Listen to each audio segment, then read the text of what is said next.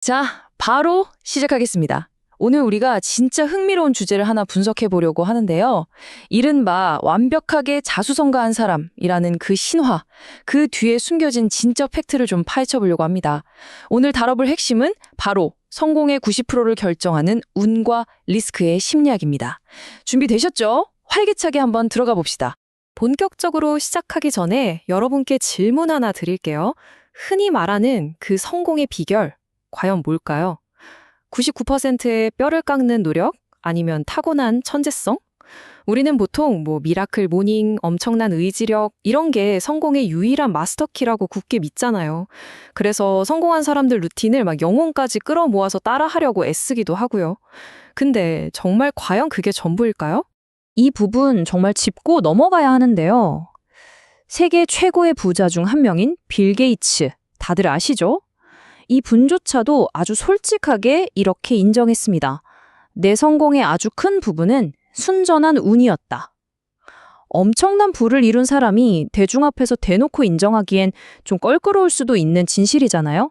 그런데 그 우연과 운의 역할에 대해서 아주 명확하게 못을 박은 겁니다. 자, 그럼 첫 번째 파트입니다. 성공은 온전히 노력의 산물인가? 빌 게이츠의 학창시절 기적 같은 이야기로 한번 들어가 보죠. 과연 성공이 100%의 노력만으로 만들어질까요? 화면에 보이는 3억, 이 어마어마한 숫자가 대체 뭘 의미할까요? 감이 좀 오시나요? 이게 바로 1968년 당시에 전 세계에 있던 중고등학생의 대략적인 수입니다. 진짜 입이 떡 벌어지는 규모죠. 빌 게이츠가 한창 교복 입고 다니던 그 시절에 전 세계에는 이렇게나 수많은 학생들이 저마다의 꿈을 꾸면서 살아가고 있었습니다. 그런데 말이죠. 반대로 이 300이라는 숫자 한번 보세요. 극단적으로 작죠? 방금 본 3억 명이랑 너무 극명하게 대비되지 않나요? 이 300명은 바로 당시 컴퓨터라는 진짜 최첨단 기기를 마음껏 만져볼 수 있었던 레이크사이드 고등학교의 학생 수입니다. 생각해보세요. 1968년입니다.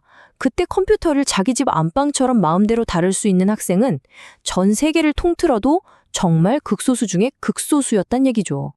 자, 이 내용이 당시 상황을 아주 기가 막히게 보여줍니다. 전 세계 3억 명 중에 단 300명. 이거 확률로 따지면 무려 100만 분의 1이에요. 그러니까 빌 게이츠는요, 단지 그 시기에 그 특정 학교에 우연히 다녔다는 그 사실 하나만으로 100만 분의 1 확률짜리 엄청난 당첨 복권을 손에 쥐고 출발한 셈입니다. 개인의 엄청난 노력과 우연한 시대적 상황이 어떻게 마법처럼 찰떡같이 맞아떨어지는지 아주 선명하게 볼 수 있죠. 오해하시면 안 되는 게 빌 게이츠가 엄청난 천재였고 또 누구보다 피나는 노력을 했다는 건 절대 부정할 수 없는 팩트입니다. 하지만 여기서 오늘의 진짜 뼈아픈 핵심이 나옵니다. 노력은 필요 조건이지만 운은 증폭기다. 노력만 한다고 그 어마어마한 결과가 100% 보장되진 않는다는 거예요. 그 노력 위에 운이라는 거대한 마이크, 거대한 증폭기가 어디에 어떻게 붙느냐에 따라서 그 결과값은 정말 하늘과 땅 차이로 벌어지는 겁니다. 이어서 두 번째 파트, 운의 쌍둥이 형제에 대해 이야기해 보겠습니다. 바로 리스크입니다. 빛이 강하면 그림자도 짙잖아요.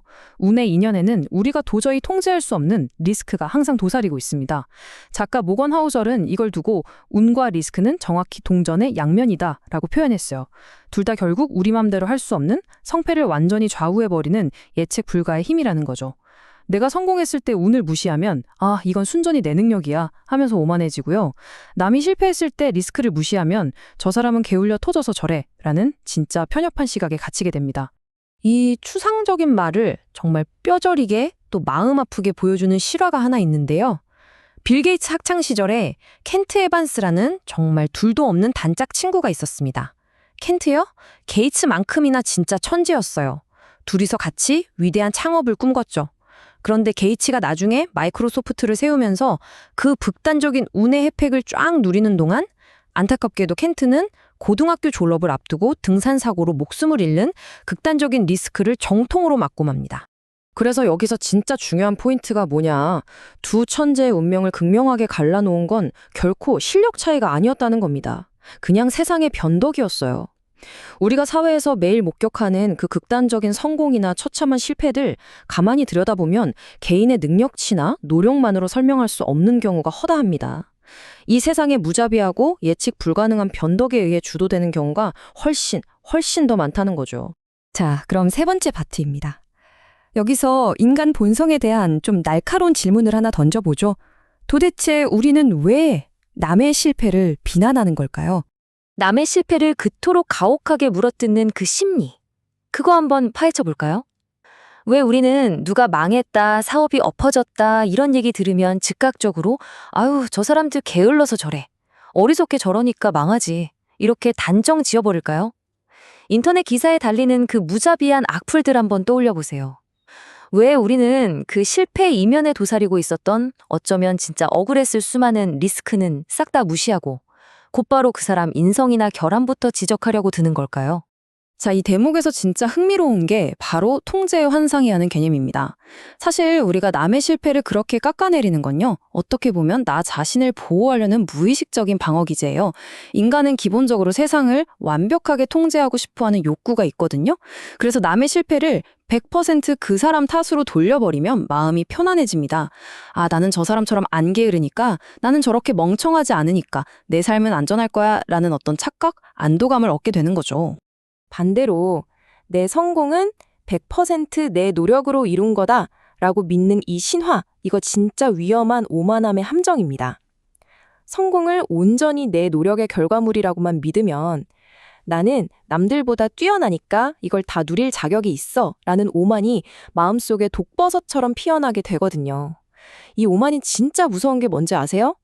남이 겪은 불운을 단순히 그 사람의 무능함으로 깎아내리게 만듭니다. 결국 타인의 아픔에 공감하는 우리 사회의 능력 자체를 완전히 마비시켜버리는 거죠. 이제 마지막 네 번째 파트입니다. 그렇다면 우리는 운과 리스크를 어떻게 대해야 할까요? 핵심은 바로 성공 앞에서의 겸손입니다. 운을 인정하라고 해서 어차피 운이니까 대충 살자. 이게 절대 아닙니다. 자, 이게 우리 실생활에 어떻게 적용되는지 세 가지로 한번 살펴볼까요? 첫째, 겸손.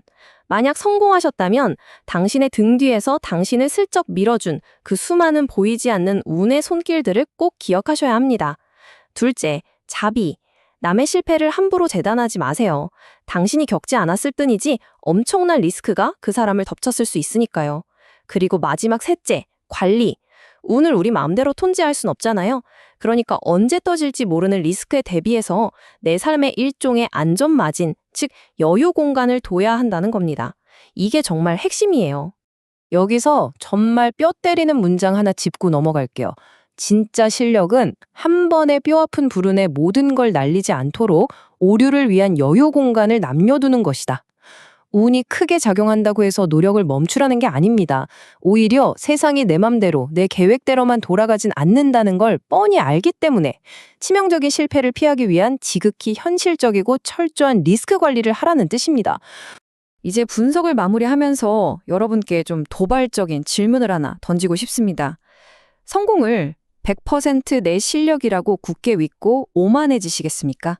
아니면 세상의 운과 리스크를 겸허하게 받아들이고 철저히 대비하시겠습니까? 오늘 이 분석 자료를 통해서 여러분이 삶과 타인을 바라보는 시선이 한 뼘이라도 더 넓어지셨기를 진심으로 바랍니다. 어쩌면 오늘 여러분이 이 해설을 만나게 된 것 자체가 여러분의 삶을 긍정적으로 바꿔줄 기분 좋은 운의 한 조각일지도 모르잖아요. 끝까지 집중해서 들어주셔서 정말 감사합니다.